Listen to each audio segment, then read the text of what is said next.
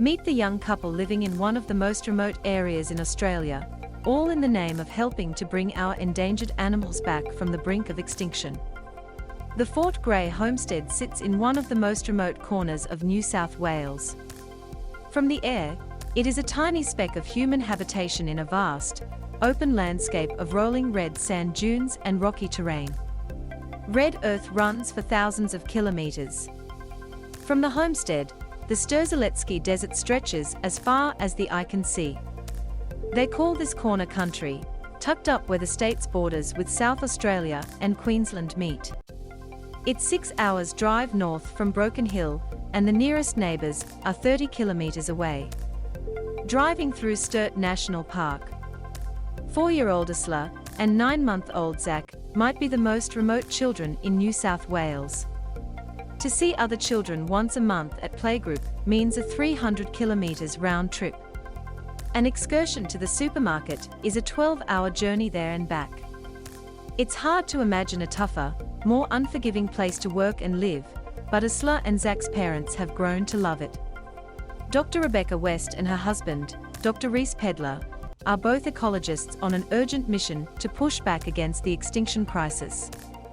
To set up a home here, Rebecca and Reese have had to sacrifice proximity to their families back in Adelaide and the ordinary luxury of a coffee shop or a meal out.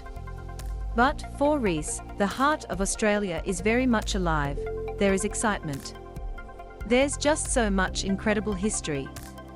Their home, Fort Grey, was the explorer Charles Sturt's exploration depot in the 1840s. Emus cross a dirt road at Sturt National Park, right on the edge of the Strzelecki Desert. Isla is growing up learning all about native animals from Dad, Reese. Dr. Rebecca West is the principal ecologist at the Wild Deserts Project. Reese and Rebecca welcome their neighbours to help out with the Wild Deserts Project. When Rebecca first came to Corner Country, she remembers, "The bit that interested me the most was that you couldn't see a tree on the horizon. I found that fascinating." As an extrovert, she wondered how she would cope with the isolation.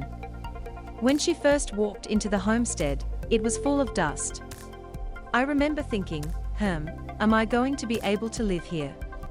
But they came for a higher purpose: to put something back that had vanished and bring the desert country back to health by reintroducing locally extinct mammals that had not been seen here for more than a century. "There are species that have gone extinct on our watch, and we need to make sure that doesn't happen again," Rebecca says. Australia is extinction central, zoo manager Dr. Chris West says. "More mammals have out in Australia over the last 200 years than anywhere else in the world." For Richard Kingsford, Professor of Environment Science at UNSW Sydney, "Our extinction crisis is basically 30 seconds to midnight. We've lost about 100 native species and 34 mammal species. An initial population of 19 crest-tailed mulgars has now rocketed to 240. A burrowing bettong. A plains mouse. We'll never get the landscape back without the animals." Fort Grey, formerly a sheep and cattle property, is now part of Sturt National Park and is the research headquarters for the Wild Deserts Project, led by Professor Kingsford. The 10-year project is a partnership between national parks and wildlife, Ecological Horizons and UNSW Sydney. It has the backing of legendary conservationist and family friend Jane Goodall, who says it aims to repopulate the remote and beautiful Sturt Desert with native animals that once roamed free, but are now rare and endangered. This game-changing venture, she adds, is a ray of hope in a race against time. The Sturt National Park borders South Australia and Queensland. Traditional owner Leroy Johnson explains that, before European settlement, the Sturt National Park would have been exploding with life. "My people would have been burning off some country, the hills would have been lush with vegetation, and we would have had all types of animals," he tells Australian Story. The Maliangapa and Wankumara were just two local tribes who lived sustainably off the land. More mammals have out in Australia over the last 200 years than anywhere else in the world. Overgrazing by early settlers moving into the area with sheep and cattle caused the land to decline, and was catastrophic for the native animals. Settlers introduced rabbits that decimated everything in their path, and predators, such as cats and foxes, wiped out the smaller mammals. Cats and foxes eat things that are bite-size, Professor Kingsford explains, and so many of our middle-sized marsupials were really lunch, breakfast, and dinner for these animals. We need these native animals back, because they dig huge burrows for their food, so they are turning over all of that soil, restoring the desert. We'll never really get this landscape to function the way it's meant to be until we get these animals back. Childhood of elephants, giraffes and snakes. Animals were always a big part of Rebecca West's childhood in the UK. When she was 12, her father took on the job as director of Chester Zoo, near Liverpool. Chris West would bring his 5 children to work some days. They helped wash the elephants. They cleaned out giraffes. They saw animals being born. They fed the snakes, he recalls. Becky was in an attic bedroom, and that became full of giant moths, scorpions, millipedes. And the crowning glory for her was a leaf cutter and colony. Her childhood experiences made her want to work with animals, and she completed a zoology degree in the UK. The rest of her family moved to Australia for Chris to take on the chief executive role of the Adelaide Zoo. On a visit out to see her parents, Rebecca was offered a PhD studying the reintroduction of rock wallabies into the fenced reserves of the APY lands below Alice Springs. I swapped green, grey and rainy England for red dust, dry, outback Australia. I felt like I was at home, even though I was very far from home, Rebecca says. Rebecca's life has always been filled with animals big and small. Reese and his sister spent a lot of time out in the bush on scientific surveys with their conservationist parents. Reese Pedler grew up on his family's farm in the mid-north of South Australia and was also introduced to the ways of animals by his parents. Both were strongly involved in conservation.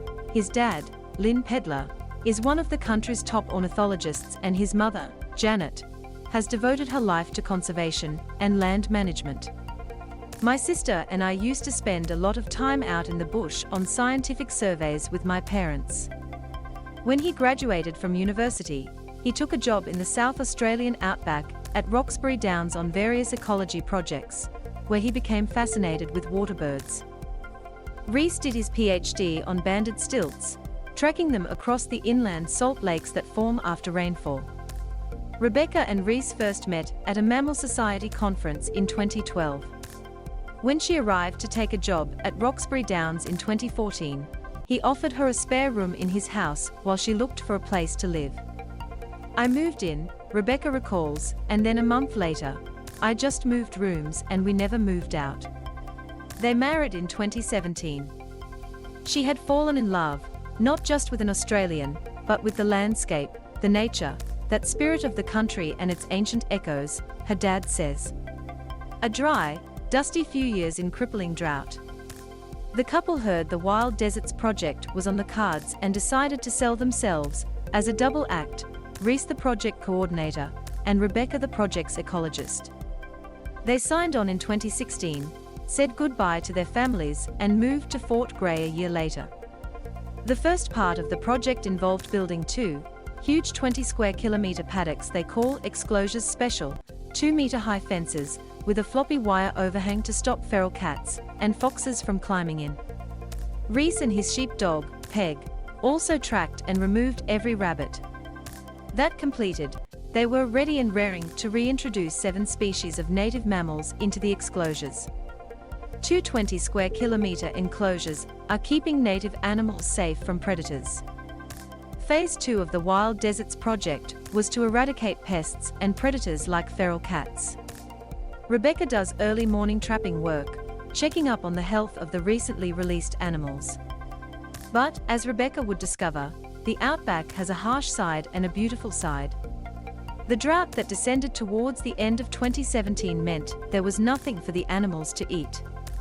It would become one of the worst droughts in Australia's history and make the couple wonder if they could keep going. They couldn't bring the animals into a dust bowl where there was no food or water for them. The existing animals were dying,